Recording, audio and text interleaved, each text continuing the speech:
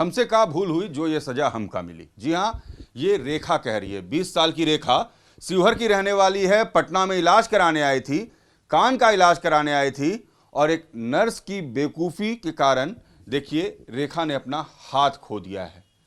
ये किस तरीके की दरिंदगी हम इसे कहेंगे कि एक बच्ची जो यहाँ इलाज कराने आती है पटना में अपने कान का, उसके हाथ कैसे काट दिए जाते हैं।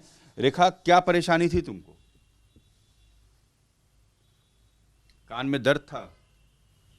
देखा जोर से बोलो, क्या किस लिए आई थी यहाँ पर, क्या हुआ, थोड़ा सा बताओ हमको। देखा कुछ बोलोगी?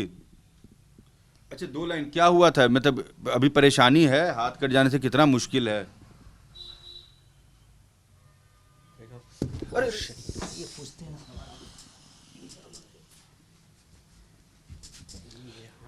पानी देना, पानी पानी पानी। देखिए रेखा जो है उसकी स्थिति क्या है, बात भर करने से उसे मूर्छा आ जाती है, और किस तरीके से रेखा को ये परेशानी हुई है उसकी तस्वीर आपको हम दिखा रहे हैं कि कैसे तुरंत में इसे दांत लग जाता है। इससे अगर 2 बार भी बात करने की कोशिश की जाए तो कुछ भी बोलना नहीं चाहती है रेखा।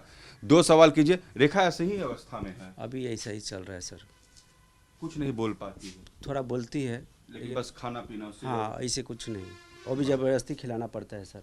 आप उसके बड़े भाई हैं? जी, बड़े भाई। अच्छा, छोड़ दिए इसको, आराम करने दीजिए। देखिए रेखा की आज की क्या स्थिति है, किसी सवाल का कोई जवाब रेखा देना नहीं चाहती है। अगर आप इससे थोड़ी सी बात करना चाहेंगे, इसे तुरंत मूर्छा आ जाती है, और आप इसके मानसिक स्थिति का अंदाज़ा लगा सकते हैं, इस बच्ची की मानसिक स्थिति का। जब हमने बस इतना भर पूछा कि रेखा आज कितनी तकलीफ है, रेखा को मूर्छा आ गई। आप इनके बड़े भाई, आराम से बैठ जाइए। क्या नाम है आपका?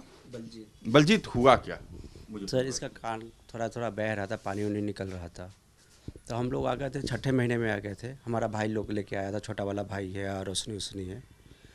तो नवंबर में इसका शादी तय था, तो हम लोग ने सोचा कि इसका जो प्रॉब्लम है वो सॉल्व करा देते हैं, उसके बाद शादी उदी करेंगे। हम लोग उधर से आए, इधर पटना आए, छठे महीने में आ गए थे।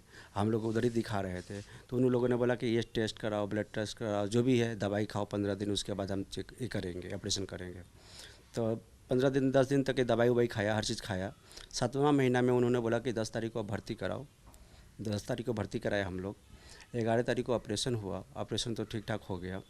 12 तारीख को रात को नर्स ने जानबूझ के सुई दिया, क्या किया ये तो हमें नहीं पता। इतने गुस्से में आई है, इसको सुई दे के गया हो। सुई देने के बाद धीरे धीरे रात जैसे बीतते गया ना, ऐसे ऐसे इसका दर्द बढ़ते गया, रेड रेड होने लगा पूरा हाथ। पूरे रात भर यही चलता रहा। नर्स को बुलाया गया, डॉक्टर को बुलाया गया। डॉक्टर मस्त ऊपर एसी में सो रहा था। डॉक्टर को बोलने गया था, डॉक्टर बोलता कि हमने नर्स को बता दिया है, दवाई दे देगा, ठीक हो जाएगा। पूरे रात भर ऐसा ही चलता रहा। कुछ इसको थोड़ा भी एक पैसा आराम नहीं है, बल्कि और बढ़ते गया बढ़ते गया बढ़ते गया तकलीफ। मेरे पास वो वीडियो भी है, जैसे वो चिल्ला रही है, आप देख लीजिएगा, मैं सब बता दूंगा आपको।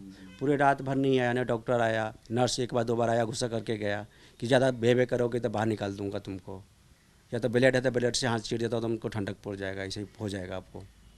यही चलता रहा। सुबह में 5 बजे या 11 बजे दिन में 12 तारीख को डायरेक्टर को जाके पास गया, मेरा भाई गया, छोटा वाला भाई या बहन गया कि पुलिस आप जाके देखिए, डॉक्टर को भेजिए वहाँ पे हुआ क्या है। तो डॉक्टर आया, डॉक्टर आकर चेक किया, ऑपरेशन रूम में ले जाकर चेक किया, इसको नीडल से चुबाया है। इसको इतना तो समझ में आ रहा था कि मुझे कोई चुबा रहा है, लेकिन हाथ उस टाइम काम करना बंद कर दिया था, उंगल काम करना बंद कर दिया था। ऐसा ही चलता रहा, पूरा दिन भर भी ऐसा ही चलता रहा। कोई डॉक्टर नहीं बता रहा था, ना कोई नर्स बता रहा था एक्चुअली में हुआ क्या है इसके साथ में, हाथ में। हमारे कोई भी जो भी गार्जियन था उधर, बच्चे लोग भी था, किसी को कुछ बताया नहीं। वो लोग 3:30 बजे शाम को 12 तारीख को ही बोलता है क्या, मैं इंदिरा गांधी हॉस्पिटल में बात कर लिया है, सब व्यवस्था हो गया है, आप उधर लेके जाइए, सब कुछ ठीक हो जाएगा। उधर लेके गया। उधर जाने के बाद तो तड़प ही रही थी बहुत दर्द से, उस टाइम कुछ नहीं, थोड़ा भी आराम नहीं। उधर लेके गया, 3.5 घंटा तक रोड पे बैठा रहा, कोई इंतजाम नहीं था। वो लोग इंदिरा गांधी के हॉस्पिटल के डॉक्टर नर्स बोला कोई फ़ोन नहीं आया, आप लोग को ऐसे धोखा दिया गया है, कोई फ़ोन नहीं आया है, आप पर्ची कटवाइए। पर्ची कटवाया मेरा छोटा भाई लाइन में लगकर। पर्ची कटाने के बाद नर्स आया, देख के बता रहा है हाथ कि कुछ नहीं हो सकता, हाथ काटना ही पड़ेगा। फिर हम लोग वहाँ से लेके भागे। 4 घंटा तो वहीं पर गुजर गया सर, 4 घंटा वहीं पर गुजर गया। वहाँ से पारस में लेके भागे, प्राइवेट हॉस्पिटल है, उसमें भी 45 मिनट लगा है। वो लोगों ने चेक किया, वो लोगों ने भी यही जवाब दिया कि हम लोग कुछ नहीं कर सकते हैं। फिर लास्ट में हम लोग मदनता में 11:30 बजे 11:15 बजे रात को पहुँचे वहाँ पे। सोजा रेखा। 11:15 बजे रात को वहाँ पे पहुँचे, वो लोगों ने लिया अंदर। उन लोग चेकअप करने के बाद बोला कि अब मुश्किल है लेकिन कोशिश करेंगे हाथ बचाने का। वो लोगों ने नस का ऑपरेशन किया, सर्जरी किया, जो भी है वो सब किया।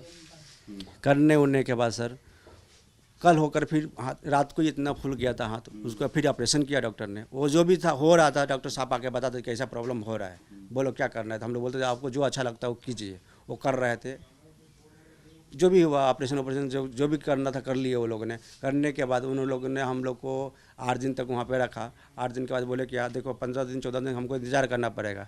ये जो इन्फेक्शन हुआ है जहाँ पे जाकर रुकेगा वहीं से एंगल मतलब काटना पड़ेगा, अगर नहीं रुकेगा तो और ज़्यादा प्रॉब्लम हो जाएगा। लेकिन वो इन्फेक्शन रुका ही नहीं सर, वो बढ़ते गया बढ़ते गया बढ़ते गया बढ़ते गया, रुकने का नाम नहीं हुआ। तो हम लोग ड्रेसिंग कराने के लिए गए फिर आपस मनंता हॉस्पिटल में, तो उन लोगों ने बोला कि काटना ही पड़ेगा, दूसरा कोई रास्ता नहीं है। फिर हम लोग रूम पे आए तो सब बोलते हैं ना, जैसे दोस्त यार लोग बोलता कि सबसे बड़ा हॉस्पिटल दिल्ली में है, एम्स है, लेके जाओ वहाँ कुछ ना कुछ ज़रूर हल निकलेगा। तो हॉस्पिटल गए, वो दिल्ली गए हम लोग, वो वहाँ पे एम्स में गए, लेके गया वहाँ तो जल्दी नंबर आता नहीं है। पूरे रात भर ऐसा ही लाइन में लगे रहे, शाम को पहुँचे।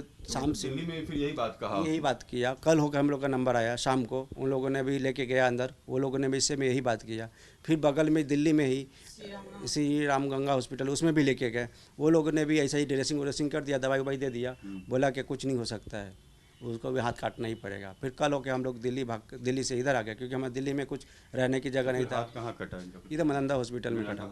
हाँ, पहले फिर इधर दिल्ली के आने के बाद पटना में हम लोग वो हॉस्पिटल में गए थे, PMC में गए।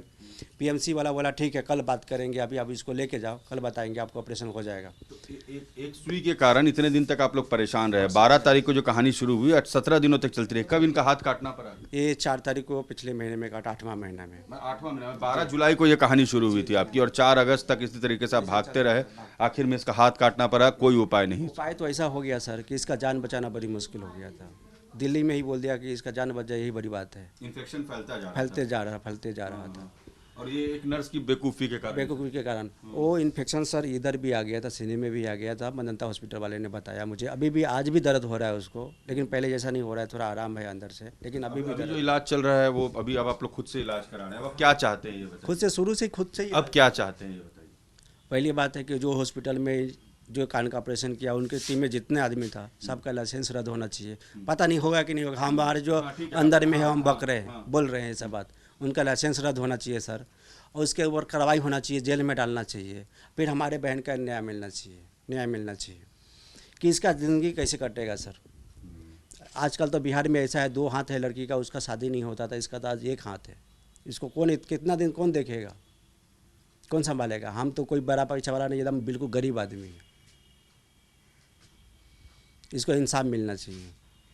इसको ऐसा नहीं लगे कि हम भाई के ऊपर बोझ पड़े हुए हैं, बोझ पे मतलब लदे हुए हैं, ऐसा इसको ऐसा ना महसूस ना हो, यही चाहते हैं। आज तक हमको कोई सुनने वाला नहीं, कोई देखने वाला नहीं आया, मीडिया वाला के अलावा कोई नहीं आया सर, कोई नहीं। हमारी एक कोशिश है कि आपकी बातों को उन लोगों के कानों तक पहुंचाया जाए जो हमारे हुक्मरान हैं और जो ये दावा करते हैं कि हमारे देश में, हमारे सूबे में बेटियों को उनका हक मिलेगा, बेटियों की रक्षा होगी, बेटियों के लिए वो हर सुविधा दी जाएगी ताकि वो पुरुषों से आगे बढ़ सके। मगर जो इस बेटी के साथ हुआ है उसको न्याय कौन दिलाएगा रेखा को न्याय? जिस एक नर्स की गलती के कारण आज रेखा ने अपना हाथ खो दिया है, आज रेखा के घर वाले दाने दाने को मोहताज हो गए हैं, दर दर की ठोकर खा रहे हैं। इसका जिम्मेदार कौन? जवाबदेही तय होनी चाहिए, और ये तय होना चाहिए कि आखिर आने वाले वक्त में रेखा की ज़िंदगी कैसे चलेगी, इसका परिवार का गुजर बसर कैसे होगा। वीडियो जर्नलिस्ट सत्येंद्र के साथ रजनीश सिन्हा, न्यूज़ नेशन, पटना।